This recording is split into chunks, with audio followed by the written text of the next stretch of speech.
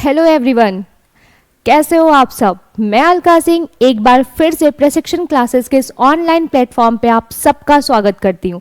जैसा कि आप जानते हो कि आपके लिए एक सीरीज शुरू की गई थी सुपर 30 बैच, फिर उसी को हम लोग आगे प्रोसीड करते हुए, क्योंकि आपका एग्जाम बहुत पास है तो आपके पास टाइम भी बहुत कम है, तो हम लोग फटाफट आप लोगों को PYQs करा रहे हैं, जिसमें कि आपको जो भी एक्सप्लेनेशन है या एक्स्ट्रा जो क्वेश्चंस मिल रहे हैं वो आपके एग्जाम के लिए बहुत इंपॉर्टेंट है, और साथ ही ये इससे आपकी प्रैक्टिस भी हो रही है और आपके टॉपिक्स भी क्लियर हो रहे हैं। और जो भी अगर आपको वीडियो के टाइम में डाउट्स होते हैं तो वो कमेंट सेक्शन में आप पूछ सकते हो। तो चलिए देखते हैं आज का हमारा पहला क्वेश्चन क्या है, केमिस्ट्री का। ठीक है, तो आज का हमारा पहला क्वेश्चन है कि what is used in a nuclear reactor as a moderator, it is also known as heavy water.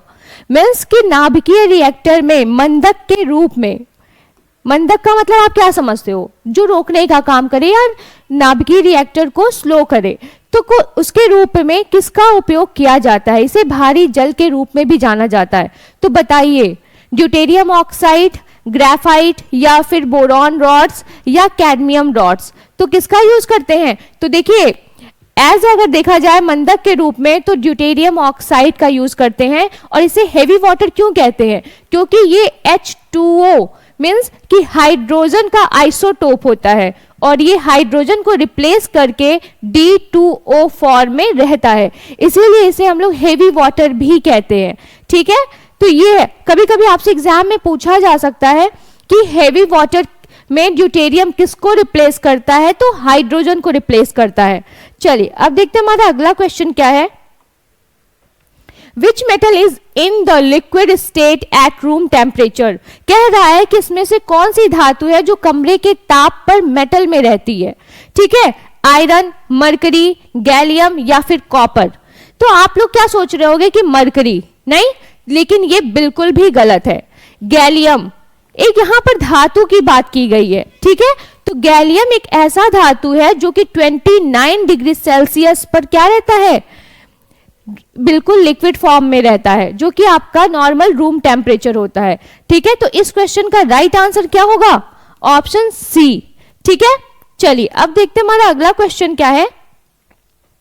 Elements are non metal, तत्व अधातु है। बताइए इसमें से क्या अधातु है, इलेक्ट्रोपॉजिटिव, इलेक्ट्रोनेगेटिव, मेटेलॉइड या फिर इनर्ट। तो बताइए इसमें से क्या अधातु है। अच्छा, धातु और अधातु का डिफरेंस आपको पता है क्या है। जो भी चीजें सॉलिड फॉर्म में होती है, जैसे कि सोना आपका हो गया, लोहा, ये सब क्या है, एक धातु है। लेकिन अधातु सिर्फ मेटेलॉइड फॉर्म में नहीं होती, मीन्स कि सिर्फ सॉलिड फॉर्म में नहीं होती है, वो सॉलिड, लिक्विड, गैस कुछ भी हो सकती है, तो उसे अधातु कहते हैं। अधातु की एक प्रॉपर्टी होती है कि ये इलेक्ट्रोनेगेटिव होते हैं। मीन्स कि इस क्वेश्चन का ऑप्शन कौन सा करेक्ट होगा, ऑप्शन बी, इलेक्ट्रोनेगेटिव। ओके, चलिए अब देखते हैं हमारा अगला क्वेश्चन क्या है। What is known as artificial silk, कृत्रिम रेशम के रूप में हम किसको जानते हैं, नायलॉन, पॉलिस्टर, रेयॉन या फिर एक्रिलिक। तो बताइए इसमें से कौन सा आंसर सही होगा। ये होता है रेयॉन, और ये किसका बना होता है, तो ये सेल्यूलोज का बना होता है। किसका, सेल्यूलोज का। इसको हम लोग कहते हैं आर्टिफिशियल सिल्क। ओके, तो ये रहा आपका सी, रेयॉन। चलिए अब देखते हैं हमारा अगला क्वेश्चन क्या है। Nitrous oxide N2O is also known as, बताइए नाइट्रस ऑक्साइड को और हम किस रूप में जानते हैं, producer gas, water gas, laughing gas या फिर मार्स गैस। ये क्वेश्चन हमेशा एग्जाम में पूछा जाता है कि लॉफिंग गैस किसको कहते हैं, ऐसे भी क्वेश्चन पूछ सकता है। तो वहां पर आप क्या करोगे, नाइट्रस ऑक्साइड टिक करोगे। लेकिन यहां पर पूछा गया है कि नाइट्रस ऑक्साइड को हम जानते हैं और किस रूप में, तो उसको जानते हैं लॉफिंग गैस के रूप में। कहते हैं ना, नाइट्रस ऑक्साइड के छिड़काव से आप लगातार हंसते, इतनी हंसी आएगी कि हंसते हंसते कभी कभी तो डेथ भी हो सकती है आपकी। ठीक है, तो ये रहा आपका आंसर, ऑप्शन सी। चलिए अब हमारा अगला क्वेश्चन है कि which compound is used to prepare waterproof clothes. यहाँ पे कह रहा है कि जलरोधी कपड़े तैयार करने के लिए किस यौगिक का प्रयोग किया जाता है। जलरोधी मीन्स कि जो कि पानी में क्या हो, डूबे ना या भीगे ना, तो उसको वाटर प्रूफ कहते हैं, वो पानी उसको अफेक्ट नहीं करती है। तो बताइए इसके लिए कौन रिस्पॉन्सिबल है, sodium chloride, calcium hydride, sodium silicate या फिर कैल्शियम कार्बोनेट? तो बताइए कौन है जो किसकी तरह काम करता है? तो जल रोधी मीन्स कि वाटर प्रूफ क्लॉथ की तरह काम करता है।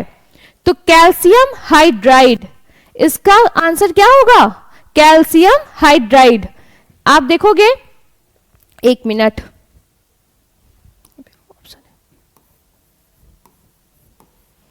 ये रहा आपका इसका फॉर्मूला कैल्शियम हाइड्राइड का, ये as a waterproof use किया जाता है।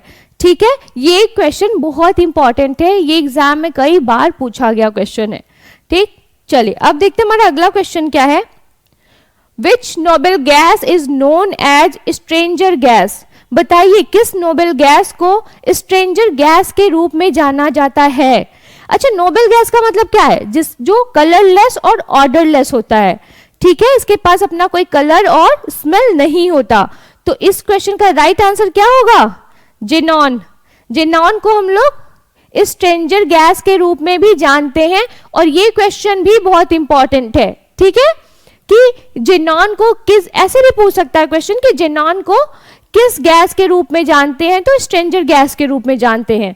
ठीक, चलिए अब देखते हैं अगला क्वेश्चन। या फिर ये भी पूछ सकता है कि जेनॉन क्या है? तो आप ऑप्शन दे देगा, जो है नोबेल गैस है। एक मिनट, ये आप देख रहे हो ना, जैसे जेनॉन पूछ दिया कि क्या है, तो पूछ दिया नोबेल गैस है या फिर क्या मेटल है, नॉन मेटल है, क्या है, ऐसे करके आपको ऑप्शन दे देगा और फिर आपको टिक करना पड़ेगा। तो वहां पे आप इतना जानते रहो कि जो जेनॉन होता है वो नोबेल गैस होता है। ठीक है, चलिए अब हम लोग आए अपने इस क्वेश्चन पे कि which acid is known as oil of vitriol? Means कि किस अम्ल को ऑयल ऑफ विट्रियोल के रूप में जाना जाता है? बताइए, hydrochloric acid, nitric acid, sulphuric acid या फिर एसिटिक एसिड? तो बताइए इस क्वेश्चन का राइट आंसर क्या होगा? हम लोग किसको जानते हैं ऑयल ऑफ विट्रियोल के रूप में? तो देखिए इस क्वेश्चन का राइट आंसर है सल्फ्यूरिक एसिड। सल्फ्यूरिक एसिड को हम लोग ऑयल ऑफ विट्रियोल के रूप में भी जानते हैं। ठीक है, क्योंकि इसका जो फॉर्म होता है ना उसमें कुछ ऑयली सा रहता है, जिसके लिए हम लोग इसको ये भी जानते हैं। अब रहा हमारा अगला क्वेश्चन कि for the making of a parachute which polymeric substance is used? Parachute बनाने में किस बहुलक पदार्थ का प्रयोग किया जाता है? पैरासूट जानते हो आप लोग ना, हाँ उड़ते हैं सब लोग, तो उसमें कौन सा यूज किया जाता है बताइए? तो उसमें यूज किया जाता है विस्कॉस। विस्कॉस को पैरासूट बनाने में यूज किया जाता है। ठीक है, विस्कॉस बहुत इंपॉर्टेंट होता है, इससे कपड़े भी बनते हैं, ऐसा नहीं कि सिर्फ पैरासूट, इससे साड़ी, सूट, कपड़े, ये सब, इनफैक्ट शर्ट के भी कपड़े ये सब बनते हैं। ठीक है, तो सिर्फ पैरासूट बनाने के लिए यूज नहीं होता है विस्कॉस। चलिए देखते हैं हमारा अगला क्वेश्चन क्या है। Acid rain is caused when the air is polluted by? यहाँ पे गैसेस मीन्स कि दो गैस है जो कि एसिड रेन के लिए रिस्पॉन्सिबल होती है। तो बताइए वो गैसेस कौन है? Oxygen and nitrogen, carbon monoxide and carbon dioxide, nitrous oxide या सल्फर डाइऑक्साइड, या फिर मीथेन या एथेन? तो बताइए कौन रिस्पॉन्सिबल है? Nitrous oxide N2O, sulphur dioxide SO2। ठीक है, आपको पता है ग्रीन हाउस गैस कहते हैं ना इसको, और ये आपका पॉल्यूशन के लिए रिस्पॉन्सिबल होता है, साथ ही रेस्पिरेशन, ब्रीदिंग में, सांस लेने में भी ये कठिनाई पैदा करता है। कौन? SO2। तो ये दोनों जो गैसें होती हैं ये एसिड रेन के लिए रिस्पॉन्सिबल होती हैं। क्यों? क्योंकि ये पॉल्यूशन फैलाती हैं। ठीक है, ग्रीन हाउस गैस N2O। अच्छा, आपको पता है NO2 भी होता है, ये सब क्या है? नाइट्रस के फॉर्म है। ठीक है, NO2, N2O। चलिए इस क्वेश्चन का राइट आंसर क्या हो गया? Nitrous oxide and sulphur dioxide. अब देखते हैं हमारा अगला क्वेश्चन क्या है कि ऑल नोबल गैसेस आर, क्या है नोबल गैसेस, यहां पे भरना है आपको। बताइए, reactive and coloured, stable and reactive, colourless and odourless मतलब रंगहीन और गंधहीन, स्थिर और प्रतिक्रियाशील, प्रतिक्रियाशील और रंगीन, या फिर कलर्ड एंड ऑर्डरलेस मतलब रंगीन तो होती है लेकिन उसमें कोई स्मेल नहीं होती है। अभी मैंने आपको जिनॉन की जब बात की थी तो वहां पे ये बताया था कि जो नोबल गैसेस होती हैं वो कैसी होती हैं, वो कलरलेस होती हैं और ऑर्डरलेस होती हैं, मीन्स कि उसमें ना कलर होता है और ना ही स्मेल होता है। ठीक है, तो इस क्वेश्चन का राइट आंसर क्या है आपका, ऑप्शन सी। चलिए अब देखते हैं हमारा अगला क्वेश्चन क्या है। यहां पर आपको ऑप्शन दिया हुआ है वो भरना है, फिर पूछ रहा है कि is used as a water purifier, water purifier के रूप में किसको यूज किया जाता है। ये बहुत इजी क्वेश्चन है, आप बता सकते हो, baking soda, washing soda, alum मतलब फिटकरी या जिप्सम। बताइए पहले क्या होता था, आप जानते हो ना, फिटकरी जो होती है ना वो क्या करती है, ये कोआगुलेंट की तरह काम करती है, पानी के अंदर जब जाती है तो जर्म्स को प्रक्षेप कर देती है, कोआगुलेट कर देती है। मतलब कि आप देखोगे कि फिटकरी का जब पानी ग्लास में लो, उसमें फिटकरी डालो, फिर जब फिटकरी डिसॉल्व हो जाए तो आप देखोगे कि पानी के नीचे वाइट वाइट ना जमा हुआ दिखाई देगा। तो इसका मतलब कि वो उसने क्या किया, उस पानी की जितनी भी इम्प्योरिटी थी उसको नीचे की तरफ जमा दिया है, ऊपर का पानी बिल्कुल प्योर हो जाता है। तो जल शोधक के रूप में हम लोग किसका प्रयोग करते हैं, तो फिटकरी का प्रयोग करते हैं, एलम का। ठीक है, तो इस क्वेश्चन का राइट आंसर क्या हो गया आपका, ऑप्शन सी। चलिए अब देखते हैं हमारा अगला क्वेश्चन क्या है। एल्यूमिनियम इज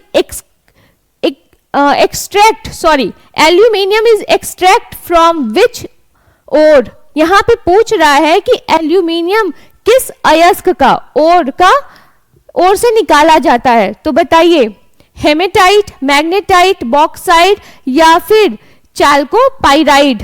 तो बताइए किससे निकाला जाता है एल्यूमिनियम, तो ये निकाला जाता है आपका बॉक्साइट से। बॉक्साइट ओर से किसको निकाला जाता है, तो एल्यूमिनियम को। इस क्वेश्चन को इस तरीके से भी पूछा जा सकता है, ठीक है, कि बॉक्साइट के प्रक्षेपण से कौन सा पदार्थ निकलता है, तो वो निकलता है एल्यूमिनियम। ठीक है, चलिए ये रहा हमारा अगला क्वेश्चन। द के बाद स्पेस है और आपको भरना है। Process is used to synthesized ammonia, means कि इसमें से कौन सी प्रक्रिया है जो कि अमोनिया के सिंथेसाइज में हेल्प करती है। तो बताइए, कॉन्टेक्ट प्रोसेस, संपर्क प्रक्रिया, या फिर ओस्टवाल्ड प्रक्रिया, हैबर प्रक्रिया, या फिर बेसेमर प्रक्रिया। तो देखिए अमोनिया का जो प्रक्षेपण होता है वो हैबर प्रोसेस से होता है। ठीक है, इसमें क्या होता है, नाइट्रोजन वायु में उपस्थित हाइड्रोजन से रिएक्ट करके किसका निर्माण करती है, NH3, और ये व्यावसायिक रूप से कार्य करता है। ये प्रक्रिया जो हैबर्स प्रक्रिया है ये अमोनिया प्रोडक्शन में काम करता है। ठीक है, तो इस क्वेश्चन का राइट आंसर हो गया हैबर्स प्रोसेस। चलिए अब देखते हैं हमारा अगला क्वेश्चन क्या है। विच कंपाउंड और acid commonly known as aspirin. बताइए कौन सा यौगिक या अम्ल आमतौर पर एस्पिरिन के रूप में जाना जाता है। तो hydrochloride acid, hydrochloric acid, acetic acid, acetyl salicylic acid, या फिर कार्बोनिक एसिड। तो देखिए एसिटिल सैलिसिलिक एसिड जो होती है वो एस्पिरिन के रूप में काम करती है। ठीक है, एस्पिरिन के रूप में कौन काम करता है, तो एसिटिल सैलिसिलिक एसिड। अब देखते हैं हमारा अगला क्वेश्चन क्या है कि which of the following statements is correct according to Dalton's method. कह रहे हैं कि डाल्टन की विधि के अनुसार निम्नलिखित में से कौन सा कथन सही है। अब पहला देखते हैं क्या है कि समान तत्वों के अणुओं का परमाणु द्रव्यमान और आकार समान होता है। ठीक है, लेकिन रासायनिक प्रक्रिया में समान नहीं होती। समान तत्वों के अणुओं का जो परमाणु द्रव्यमान होता है, एटॉमिक मास की बात कर रहा है और उसके शेप की बात कर रहा है कि समान होता है, तो ये बिल्कुल गलत बात है, ऐसा पॉसिबल ही नहीं है। फिर बात कर रहा है कि एक अणु को प्रोटॉन, इलेक्ट्रॉन, न्यूट्रॉन में विभाजित किया जा सकता है। तो बताइए ये सही बात है क्या, अणु को विभाजित नहीं किया जा सकता। ठीक, फिर समान तत्वों के अणुओं के परमाणु द्रव्यमान भिन्न भिन्न होते हैं। यहाँ पे कह रहा है कि जो परमाणु द्रव्यमान एटॉमिक मास होता है ना, वो क्या होता है, वो अलग अलग होता है समान तत्व के अणुओं के। तो भाई समान तत्व के अणुओं के एटॉमिक मास अलग अलग कैसे हो सकते हैं, जब एटॉमिक नंबर सेम हो तो। ठीक है, अब बात कर रहा है कि एटम्स आर मीन्स कि परमाणु पदार्थों के अविभाज्य कण होते हैं। तो ये बिल्कुल करेक्ट है कि एटम्स कभी भी डिवाइड नहीं होते। ठीक है, atoms are indivisible particle of substances, इसे डिवाइड नहीं किया जा सकता। मीन्स कि किसी भी पदार्थ की स्मॉलेस्ट यूनिट क्या होगी, तो वो होगी आपकी एटम। ठीक, तो इस क्वेश्चन का राइट आंसर क्या हो गया, आपका ऑप्शन डी। ओके, चलिए अब देखते हैं हमारा अगला क्वेश्चन क्या है। The bonds formed by the element having larger atoms are, बड़े परमाणुओं वाले तत्वों द्वारा निर्मित बंध होते हैं। वीकर मीन्स कमजोर, मजबूत, बहुत कमजोर या बहुत मजबूत। तो देखिए जब बड़े परमाणु की, बड़े की बात की जाए, इसका मतलब कि ये बॉन्ड कैसा होगा, बहुत वीक होगा।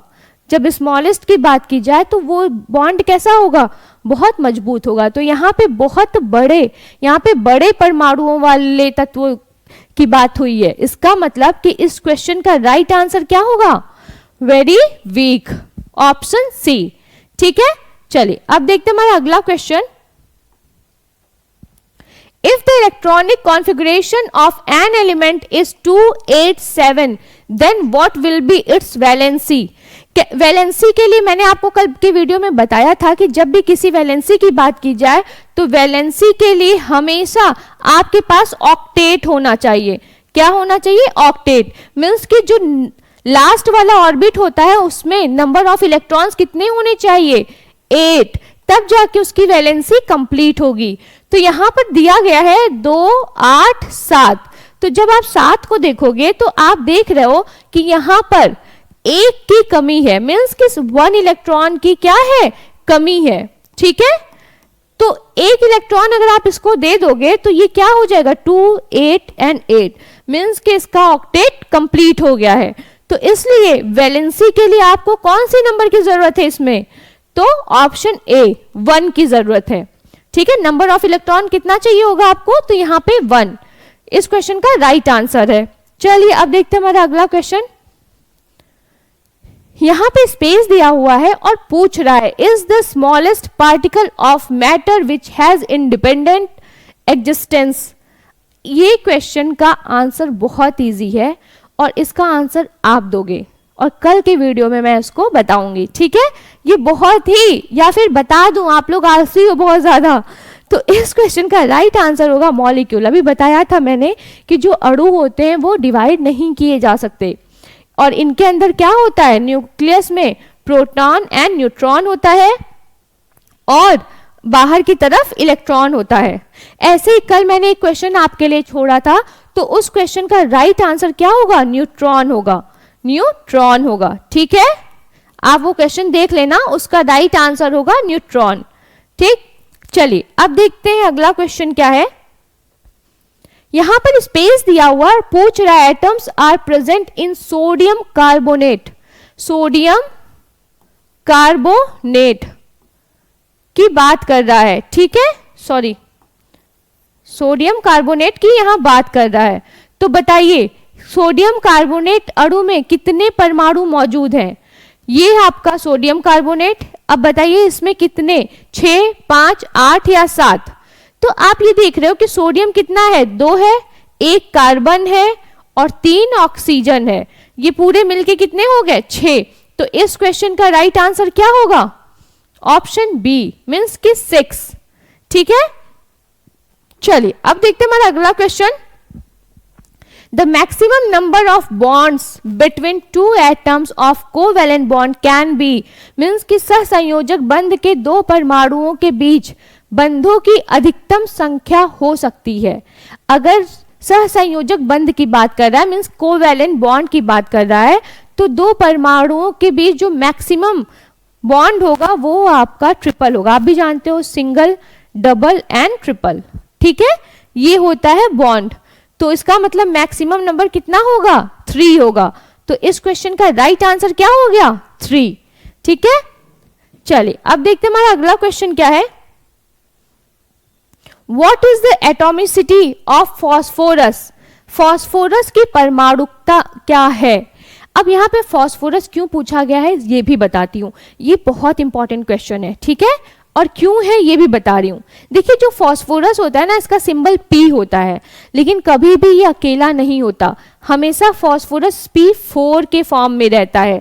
मीन्स कि एक सिंगल फॉस्फोरस 4 फॉस्फोरस से जुड़ा हुआ रहता है। ठीक है, नंबर ऑफ फॉस्फोरस कितने रहते हैं यहाँ पे? 4 रहते हैं। तो इसीलिए यहाँ पे पूछ रहा है कि फॉस्फोरस की परमाणुकता क्या है, तो ऑलवेज 4। कितनी होगी? 4 होगी। ठीक है, ये इंपॉर्टेंट है बहुत ज्यादा। ठीक, चलिए अब देखते हैं हमारा अगला क्वेश्चन। तो बस आज इतने ही क्वेश्चंस थे, और जो लास्ट में मैंने कल के वीडियो में आपसे क्वेश्चन पूछा था उसका आंसर भी आपको बता दिया कि न्यूट्रॉन्स होते हैं। ऐसे ही और भी क्वेश्चंस आपके लिए लेके आऊंगी। अगर ये वीडियो आपको अच्छा लगे तो इसको लाइक करिए, सब्सक्राइब करिए चैनल को, और अपने दोस्तों से शेयर भी करिए। और जो भी डाउट्स हो उनको आप कमेंट सेक्शन में पूछ सकते हो। Okay, thank you.